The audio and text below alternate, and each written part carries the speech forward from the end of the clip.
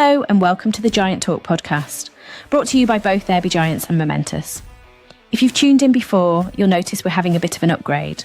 Previously, Giant Talk has been about all things OKRs, but now our focus is expanding to how strategy can be connected to results in all types of organisations. Our back catalogue is still available, so if you want to check that out for more detailed OKR episodes, then you'll find what you need there.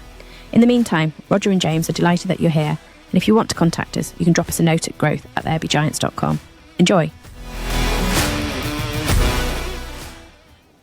Hi, so welcome to this next episode of Giant Talk with myself, James Perriman.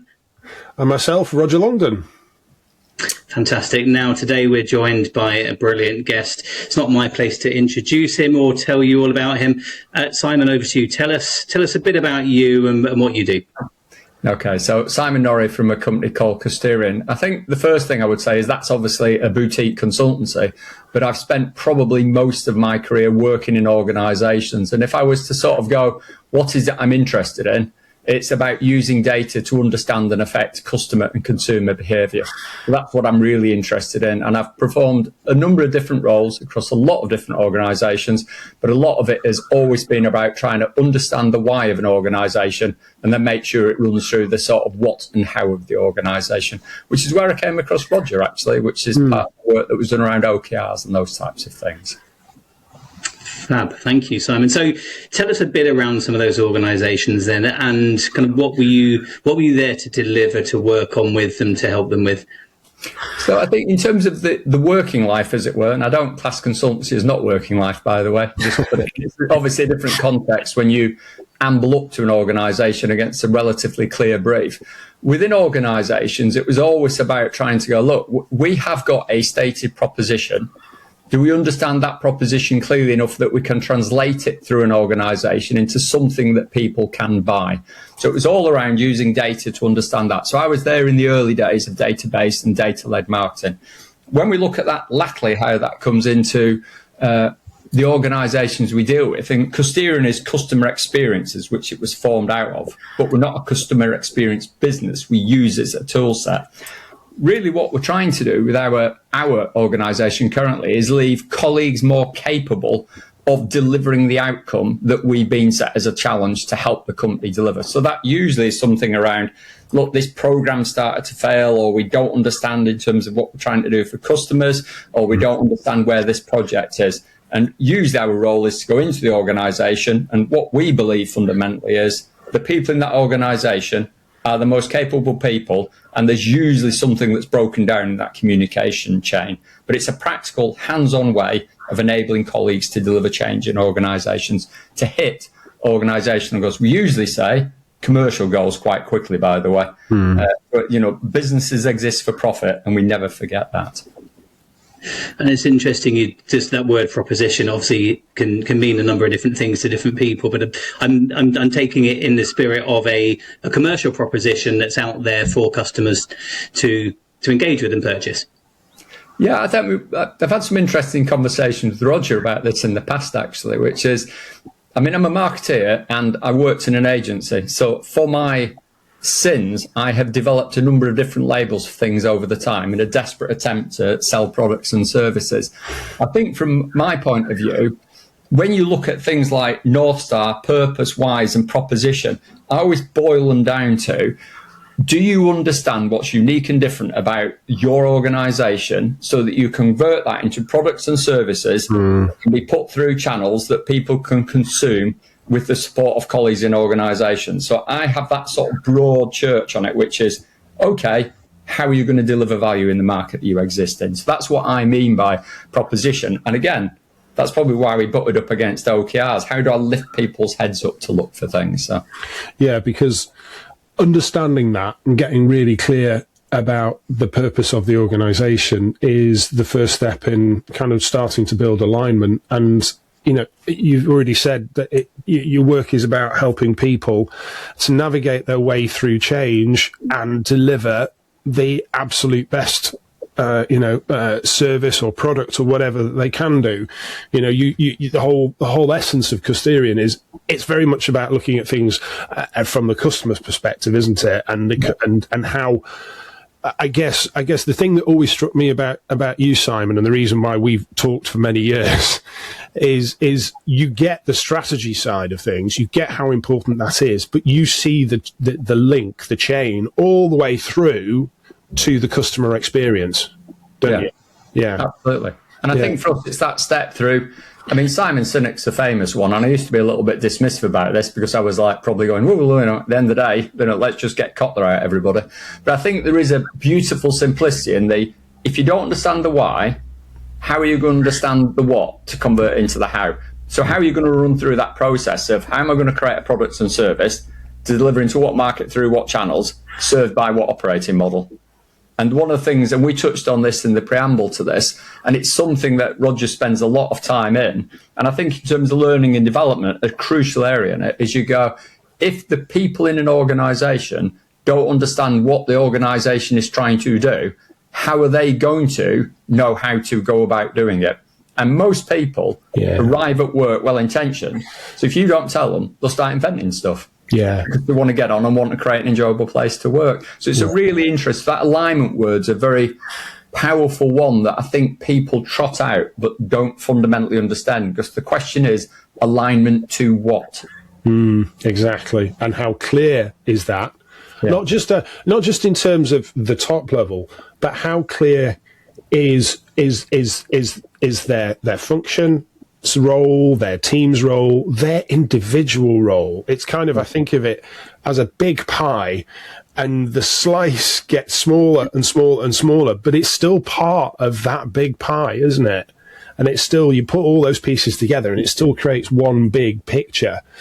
I remember back in my days in corporate life, leading an engineering and logistics division, and it was so difficult to help the guys who were configuring equipment and shipping it out, just how important their link in the chain was, and that if they didn't get it right, there were, there'd be a bank branch that couldn't open the following day because the equipment hadn't been configured correctly or even installed or wasn't there on time or something like that.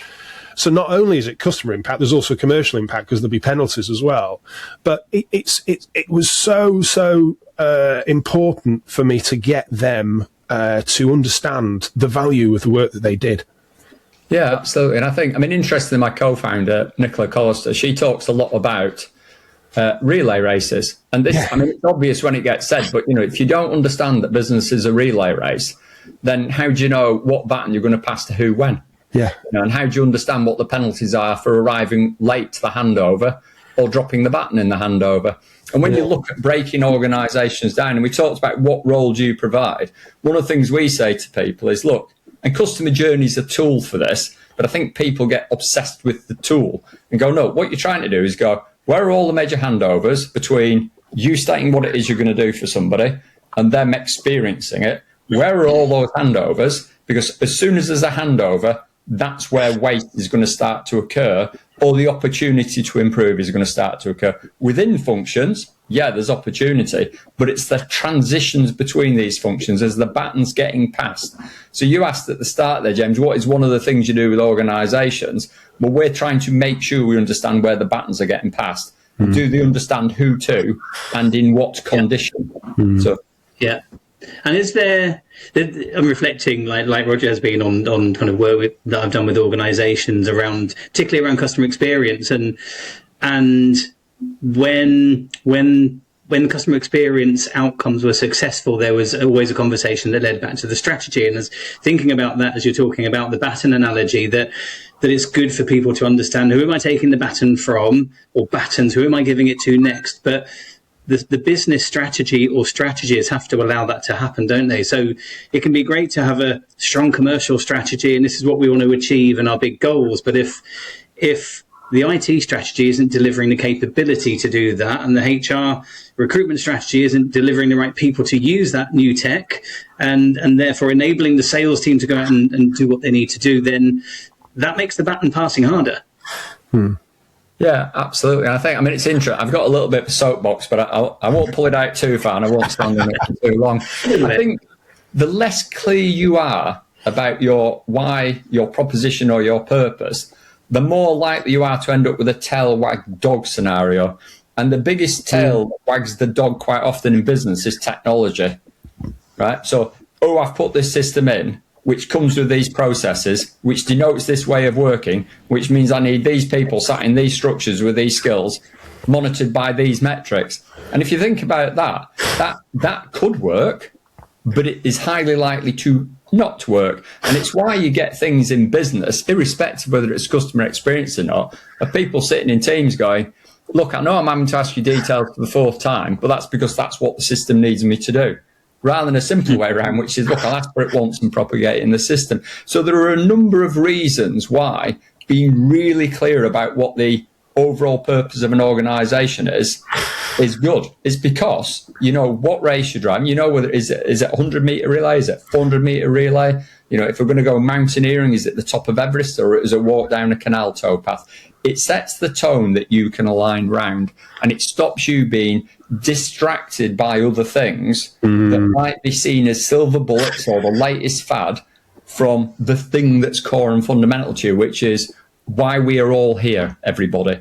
This is what we are here to do. So I'm curious, in your experience, when you've encountered those, or rather observed those challenges which organisations have been facing, do you think that's a leadership problem or a strategy problem? As a slight aside, I had a real conversation with somebody who'd worked in one of these high-performance marginal gains businesses last week, and they were talking about football. I don't follow football, by the way. This is not a reference to last night. But I think in those instances where there's a breakdown in a chain, then it's a leadership issue at some point, because it's either their responsibility to set the conditions or it's their responsibility to see that it's going wrong. And that's that responsible, accountable bit, isn't it? Which is, look, I'm accountable for ensuring you're clear about your job so that you can responsibly carry it out. But I do think it's a leadership issue.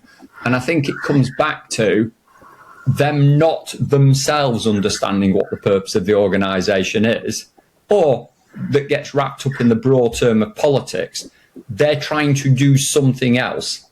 They're trying to build their empire, or they're trying to lead their sort of legacy. And a lot of it might not be badly intentioned, by the way. If I get brought in from another company because I've been successful, I may think implicitly, you've brought me in to do what I was doing before, so I'm going to carry on doing it. And I'm going to map that onto the organisation. But that's a very long answer to a simple question, Roger. It's always the leadership. Yeah. Be clear about this. So. I'd be inclined to agree with you on that, because at the end of the day, if it's a strategy problem, who's responsible for strategy? Yeah, it's leadership. Yeah. So I think all roads lead back to there.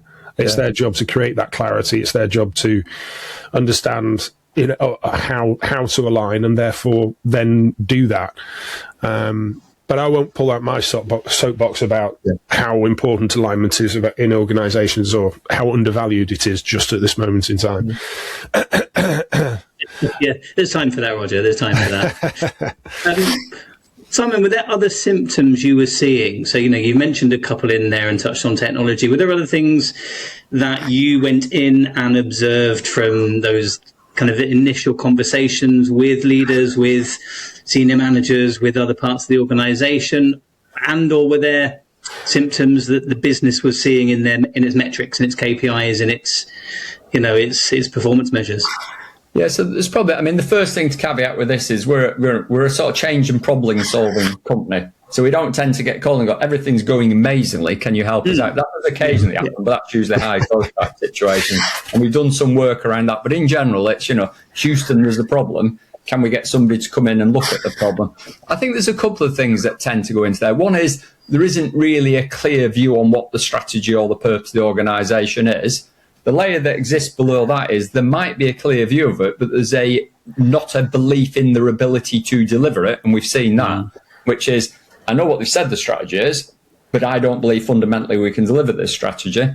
And then you get into some of the things that go, which are just standard human behavioural, which get talked a lot. And you'll have come across it in the learning and development arena, and Roger will have come across this. In any organisation, there's I'm a massive advocate of this. I'm really enthusiastic for change and driving change. They need sort of directed. There's then the sort of, detractor, but there's the assassin version of a detractor whose genuine job is to try and pull the wall down every time they come up against the wall. And then in the middle, you'll have these groups of people looking to see which way it goes. So quite often you get into that quite quickly, which is, okay, if there isn't a clear strategy or there's not a belief in the strategy, then what you've got within the teams is which way is the wind blowing and where is it that we need to go? The other layer that exists in that is a lot of well-intentioned activities that may actually not be contributing to the purpose of the organisation. And one of the things that we do say to people is, and this is a bit like brand or purpose, most organisations, if they haven't got a clearly laid out strategy and direction, they'll have invented one themselves and they'll be getting on with it. Right? And that may or may not be aligned to the commercial purpose and may or might not be producing waste. So they're this sort of bucket that goes into not a clear strategy, a lack of belief in the strategy, people within the organisation just creating things that they think would serve some sort of purpose, be that towards a strategy or not. Yeah. The thing that struck me about what you just said there was kind of those in the middle that kind of hedge their bets just to see which way the wind is blowing and then, go that way. Essentially what we're talking about there is buy-in, isn't it? We're looking to win them over. We're looking to get their buy-in. So what do you think is the biggest misconception that leadership teams have about gaining that buy-in and what buy-in really is?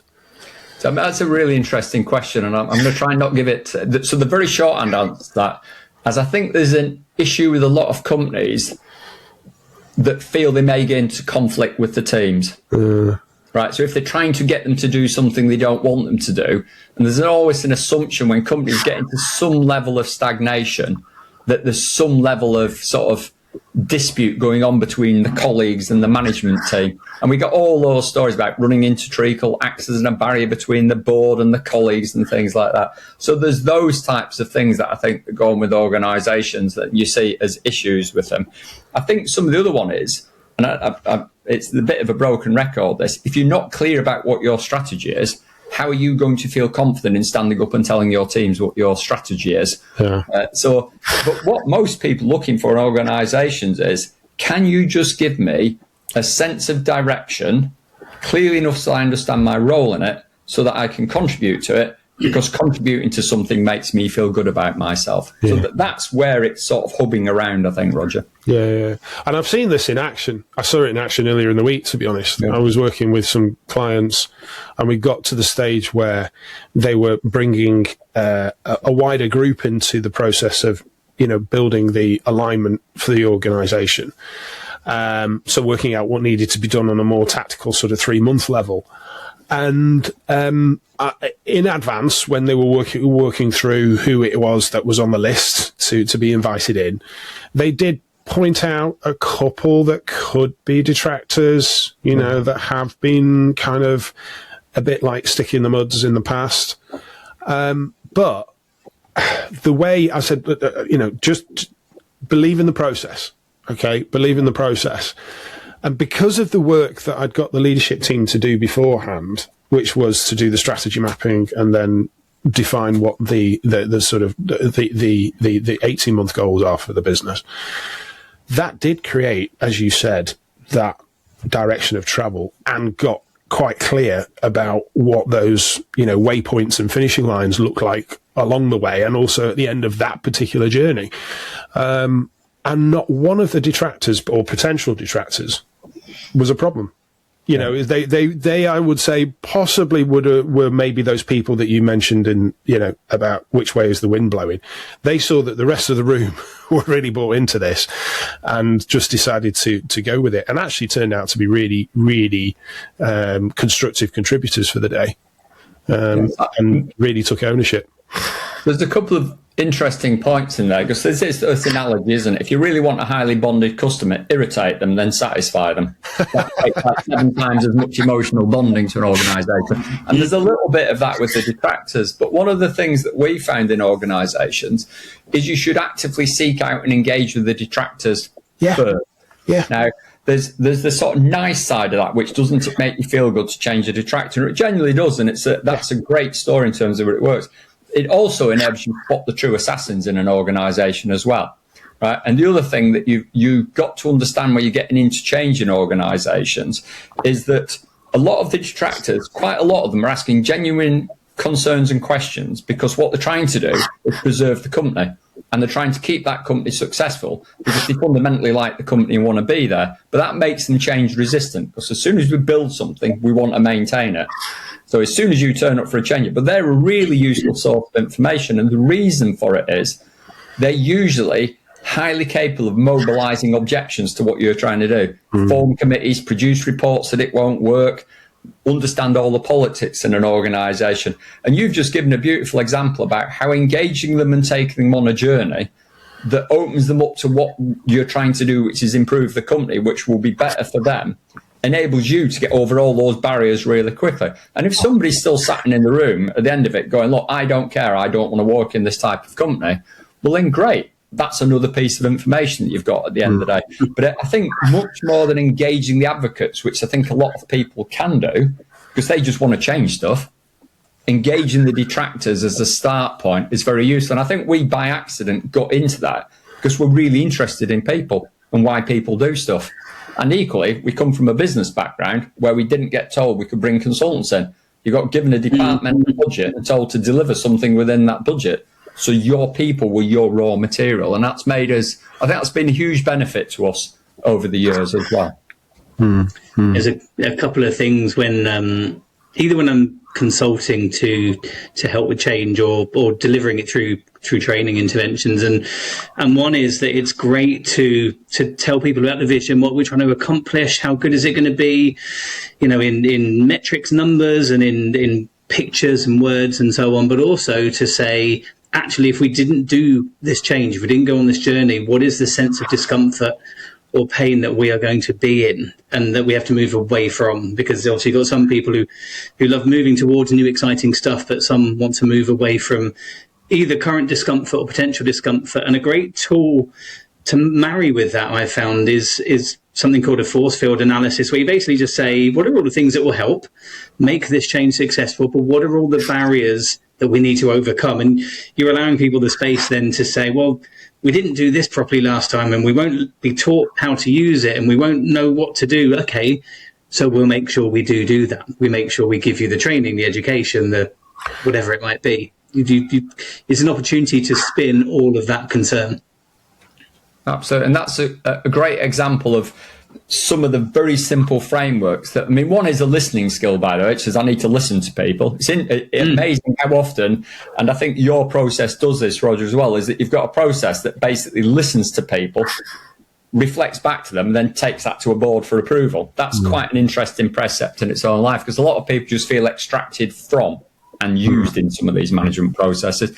But that whole thing of, as a human behaviour point of view, I am motivated towards something, but I'm also motivated away from something. And that simple question of, where will we be if we don't do this? And we've had some start ones of that where somebody stood up, one of our team, and gone, we all won't have a job.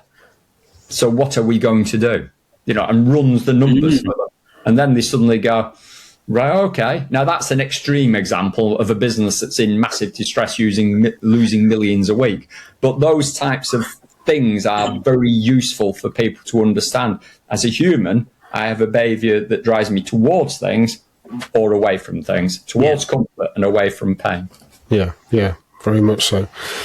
I feel like we need to mention the elephant in the room around all this, AI. Now, what we're talking about is building alignment, the challenges in that, gaining buy-in, so on and so forth. Do you believe that there is a danger now with AI and everything that it offers that leaders could look to it to help them achieve, in their mind, alignment? Yeah, and so I'm going to start at the top of this and go, if you were to break it into those simple pots of what's your why, what's your what, and what's your how, there is a very strong question to say some people will be trying to use this as a silver bullet shorthand to help them with the why. And I don't believe that that's a useful use of AI in isolation. In other words, you won't go to it and go, I want to understand what's unique and different about this company, please. And it goes, oh, this is what's unique and different about it. Because it's regurgitating information to you that it's learned. So in terms of, is it useful from that point of view? It can cut down, but I'm still a strong believer that where those types of things fit in is the strengths it's got is the all-seeing eye, its lack of ego, and your ability to challenge it and get a response out of it. So it's like a great research assistant and enabler for you to accelerate alignment through an organisation. What it isn't is the opportunity for you as a leader to sort of subjugate or offset your responsibility to something else. And usually when we get into organisation, you sit leaders down and go, what is it that's unique and different? And that's the bit that can produce the foot shuffling moments on it. It's still their job to think about that. It's still their job to create it. You might market test it using these capabilities, but in no way should it be currently a replacement for those types of things. Would be my sort of simple start point answer to it. It has a role to play, but it's not to replace, it's to supplement some of these things because it's got some certain skills and capabilities that humans find not hard to replicate, but hard to maintain at scale. Yeah, because I see, or certainly hear about leadership teams who literally are putting their strategy in to whichever AI tool they choose and asking for it to generate a set of objectives and then, you know, and do that as it flows through the organization, which is a quick way of doing it. Definitely, it's a quick way of doing it, but the alignment just isn't there because, as you said earlier, people are being done to and to use your phrase, extracted from as part of that process. And that's my concern. I see some leadership teams, some management teams almost abdicating the responsibility for working through and defining what the next level looks like, and B, having those conversations with the next level as well. Absolutely. And as you're saying that, I think there's a phrase in my mind. It says, look, AI should be used to take the grind out of this stuff so you can focus on the enjoyment of this stuff. And we mentioned outside of this, look, we're not being trite here. There's a huge social implication that comes with adopting AI. We're not here to talk about that. We're here to talk about the issues that surround trying to use it.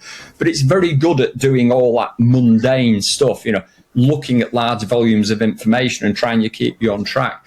But it needs to be, still now, highly curated. It needs to have a why to be set against. It needs to have its responses, its queries highly moderated, and it needs to have its responses highly sense-checked and contained as well. And it needs to have cross-checks put into it. And I think if people, as you say, chuck me objectives or my strategy into it and go come up with objectives, what you'll get is the best average set of objectives that companies like yours are probably trying to run globally. And you go, brilliant. So I'm going to be at best average. And average is the thing nobody does. I mean, I've got a data background. It's like, brilliant. So you're going to be average, which means you're going to be quite bad at nearly everything. Well done. But that's if you use it the wrong way. And I agree with you. I think some people think, I'll get rid of my colleagues and I'll do this. Great. You're going to be on a race to the bottom would be my argument. The other thing is if you ask AI, you know, I mean, I asked mine, can it think? And it was quite interesting. I'm saying mine like I own it. I don't own it. But, you know, so one I use, and it basically said, can you think? And it said, I think I can think, but know that I can't. You know, there is stuff you should still be doing that I cannot do. But you may think I am doing that I am definitely not doing. Yeah. So, you know, you ask it and it'll give you the constraints it operates in as well. So, But without ego and without politics are two very powerful tools to have at your disposition, by the way, in an organisation. So, So what was some great kind of bits in here around the engagement with different people in the organisation, those leaders at the top, helping them think about strategy alignment, how they communicate and ensure that alignment flows down, bringing the relevant and right use of technology into that. With some of those organisations you've worked with, where clearly they were experiencing problems, that's why they kind of brought you and Custerian in. What were the early signs of things turning around? How did they get some of those visible either visible sayings, visible observations, or visible metrics that made them realise that the work that was going on was making a difference? So there's probably two very broad steps that we always undertake in an organisation. And Roger's going to love this first word, because the first thing we do is, how well does an organisation understand itself, and how aligned to that is it? So we do look at organisations holistically. And that's not because we necessarily get asked to always look at big stuff. But in general, our view is, by the time we've been asked to come in, there'll be something that is a failure point or an opportunity that can't be delivered, that's coming out of something that's happened further up. So chunking up from a behavioural point of view. So we chunk an organisation up. And just for the listeners on this, there are only 4 questions that you really need to start to consider, which is, what's unique and different about you, and how does it create value? Do the people understand that in a way that can contribute to it? Does the processes you run, formal and informal, support it or fight against it? And is it easy for customers to get off you what they want most and you do best? So we do a map like that to look across an organisation. The first output from that is how capable, how aligned and how capable are you of understanding that? And that clearly gives a range of metrics. And we do that just by asking the organisation about itself. Right? And obviously we've got external experience, which would be within these sectors and markets. These are what you would typically look to see. But that gives you the first point. So if you score 1 out of 9 with a load of supporting information around lack of purpose, clearly you've got a purpose issue in an organisation. The next thing we do is we take that information. So that's the first thing we always do. How far up this organisation, or where is this issue occurring? The next thing we do is we just drop into a series of engagements with colleagues, supported by metrics and observations, around deconstructing that problem or that opportunity, and then assembling the solution to it with those colleagues. So that's almost like a consultant word salad, but we go, this is what we've understood that's wrong with this organisation. This is what it wants to get right. What do you think? Right? And there's a series of processes and lenses you can use for that. But what do you think? And you're using things like journey mapping, you're using things like observation, you're just using things like standard analysis to go, where is this all breaking down? What we're aiming to do is create a sense of ownership and engagement with the colleagues, with the problem, and get their voice heard in the solution. So when it comes back round, they see it's their solution. And therefore they're going, right, okay, we're not having change done to us, we're having change done with us. And that's our core metric for success. Do they feel as if they're more engaged and more capable as a consequence of delivering this? So we don't want to be around forever. We don't even necessarily want to get invited back in. We want to go, there you go. So that's how we judge, are we seeing success in an organisation? Clarity on the problem, increasing capability of solving the problem themselves. And to your point of, we don't always want to be invited back. Sometimes we don't want to be. How do you make sure then that organisation is now self-sustainable? When they're looking at the next proposition, they don't find some of those old habits and behaviours and errors creeping back in? Well, I mean, the honest answer to that is that's when they do ask us back in. And we've had one client that's been with us for 12 years. We prefer to come back for slightly different things if we're being engaged and looking at it. I think that one is a difficult one for me to give an absolute answer on, because what we tend to do is we'll get feedback after the event. We had one recently that went, look, I just want to let you know that since you were here and we finished that engagement 6 months ago, the team were asked to come and process map for a client. They went to the client, they process mapped into the result for them. That was something they wouldn't have been capable of before. And whilst it wasn't a core part of what you did, we put into them process mapping skills because we need to be able to map the process as part of what we were doing. But we gave them all the tools and capabilities. We showed them how to do it. We demystified it and we got them to do it. So that's a sort of after the event sign that it's gone in. We do try and check back in and just say, how are things going on as well? But in general, the ability to understand, I suppose the argument will be, well, they don't ask us back, do they? But I think that's a bit of a cop-out, if I'm being blunt. You know what I mean? So, just to help our listeners understand the challenges that you focus on a little bit more, what is it that an organisation might be experiencing that make them go, we need Simon and his team here? Yeah, and so our usual one is it's the inability to get a solution to a problem that may well have been long-standing or may well have had other people looking at it. And that sounds a sort of odd thing to say. The reason why I say, or having had other people to look at it, we have been brought in when other consultancies of scale may well have been in the organisation. And they tend to leave it in one of, and there is a role for big consultancies, by the way, but they tend to leave it in one of two states. With a solution they can't deliver or understand, so that's one, or such a depleted budget run or dissatisfaction within the team of feeling like they've not been heard, that they can't actually get any momentum or galvanisation around that problem. So there is a sort of particular moment in problem solving where I think we're quite useful to be brought into it.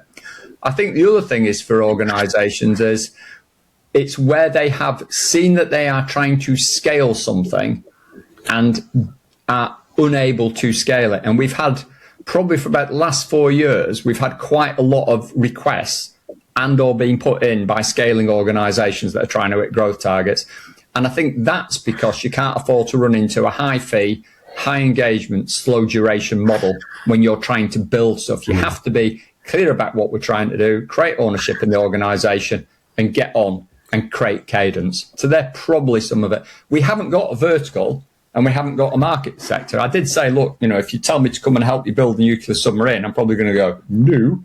But in general, all we're trying to do with an organisation is going, what's so unique and good about you that it delivers value? Do your colleagues understand it? Do your process support it? And can customers get it? We're doing that commercial drop through an organisation. Yeah, there's so much of that rings true, and especially the point about attempting to scale to kind of match the growth. And it was only just yesterday I was with a group of founders on an accelerator program in Manchester that I'm doing some work with, and just trying to get them to understand the difference between growth and scaling. And the demands that growth places. And it was kind of like, well, yeah, we knew that, but we hadn't actually made the connection. And I think if you've got an appreciation of those demands, and I suppose you could say you need to face them first before you appreciate them. Hopefully, by doing a bit of advising, informing, I wouldn't say training because it wasn't training, but kind of opening their minds to these challenges that growth brings, then hopefully they can kind of maybe be a little bit preemptive around this, I suppose. I think that's what we see. So, for example, in high growth situations, there are some traits you see quite quickly. Strong founder-led type personalities, decisions don't get made unless there's one or two individuals in an organisation. Relatively unstructured, informal processes, single points of failure, limited alignment between the metrics, the measuring, and the actual criteria for success. And to go to your point about growth and scale, the revenue line grows, but the cost line grows faster. So there are some things that experience can be brought in to go, oh, hang on, can you just set yourself up for success here in terms of what you're trying to do? But I think from our point of view, and there's some stuff on it. There's a reason why when people go and look at self-help books, by the way, and they come away from them without getting into the why would you need to look at a self-help book? Clearly, you just need to help yourself. But there's a reason why a lot of the success stories talk about a process of KISS, keep it simple, stupid. They talk about all the big success stories around, can I get clarity on what the problem is or the objective is I'm trying to achieve? Do I understand so if you would think about purpose in the clearest sense you can, this goes back to what I've seen you do a lot of, Roger, you're just going, I am really trying to get you to be absolutely clear about what the purpose of this is, whether that's described as a North Star or an outcome or a proposition. I'm just trying to get to be really clear because people, they mass around simple things. Uber, which gets talked about, that was all about connecting customers with drivers to increase certainty. Got that, understand it. Facebook, I'm not on Facebook, by the way, too involved in data to be on Facebook. But when you look at things like that, you go, that's about connecting and creating virtual communities. So you're trying to create really simple things. So when people say what it is that you do in an organisation, we're trying to create that simple thing. We're trying to get something that people can huddle round, become engaged in and solve. Whether that be, how do I scale solar in Hungary? Whether that be, how do I engage with my BPO partner better? or whether that be, will customer centricity really improve my retention rate? You're trying to go, let's get clarity around that and get on with it. And I think that's where a lot of the work that you've done, because it involves that chunking up and goes, yeah, that's great. I'm not really trying to do customer metrics. I'm trying to look at customer centricity, aren't I? You know, they're the type of things that I think interest us and get us out of bed in the morning. And they all get under the broad church if it's a commercial problem, isn't it? It's all through your colleagues. Yeah, very true. Very true. Yeah. And when you think of that whole journey you've gone through, Simon, and Custerian's gone through of getting out of bed in the mornings to work with great companies, has there been any moments or a standout moment for you where you think, when you reflect on the work you've done, the process you go through, the steps you take organisation leaders through, that's been the biggest learning for you in how you go about doing it, that's made what you do even better over the years? Yeah, absolutely. I think the biggest thing for me, which I'm lucky in a way, I had a very unusual management background, which we were run by a guy who was running military intelligence, who said, look, so we had a sort of sit-rep situation that went on every week, and we were allowed to look at different areas. So therefore, we got a fairly holistic approach to business. But equally, from my point of view, I'm quite a curious individual. So I don't view we're in an organisation to tell people stuff. I think we're in there to learn stuff, augment it, and give them some information back. And I think the learning that we got to is we've been around the houses on some of our frameworks and around the houses of our understanding. But what we've always been about is understanding there is an innate, inherent power in an organisation that is its colleagues. And it's not about all of them. It's about enough of them understanding something enough that they become excited about working with it and driving that forward. So the learning I would have is, you know, we've almost gone to a degree full cycle, which is you cannot do change to organisations. You need to do change with organisations. And that's about the people in the organisation understanding why they're there and getting enjoyment out of it, which again sounds a bit like a consultant word saddle. And I do apologise for it. But I think from my point of view, we're all about people. We're all about creating and giving opportunity for people to deliver the commercial goals. I had a conversation with a guy who was heavily into sustainability, and I used to say the most sustainable thing you can do is create an enduring business, because that puts money in people's pockets, that enables them to live the lives they need to lead. Absolutely. And serve a role in a community. So that I think is what we've learned. Being curious about people is a great place to be. Absolutely. Brilliant. Yeah. I think I can identify a lot with that, and I'm sure you probably can as well, James. Yes, definitely. Yeah, I think what I've loved about that answer kind of, for me, kind of summarizes the conversation we've just had in this episode around, you know, the problems that companies are experiencing: misalignment, misunderstanding, fear of change, just wanting to keep today, the harmony of today, the steadiness of today, but actually by great communication, both from questioning skills, the listening skills, and involving people, how you much easier get people on board with, actually, we've got a problem and we've got to solve this. If we want to be successful and move away from where we're at now, then you know, let's all be involved. I think it's really brought that to life for me. Thank you, Simon. If people want to understand more about Custerian, kind of find out more, reach you, contact you, where can they go, Simon? So, well, the best thing to do is email me direct, I would suggest, which is simon@custerian.com, CUSTERIAN.com. I did create the name, by the way, with help somewhere. I think, oh, God, can we not get something that's easy to spell? But anyway, but that's the best thing to do. Just get on that. And we've obviously got a website, but direct emails would be good, I think. And, you know, nothing expected. I very much enjoy speaking to people about things that they've got on. I'm not expecting it to go anywhere. Very much up just for initial discussions, because I'm a curious individual about stuff. I like to learn.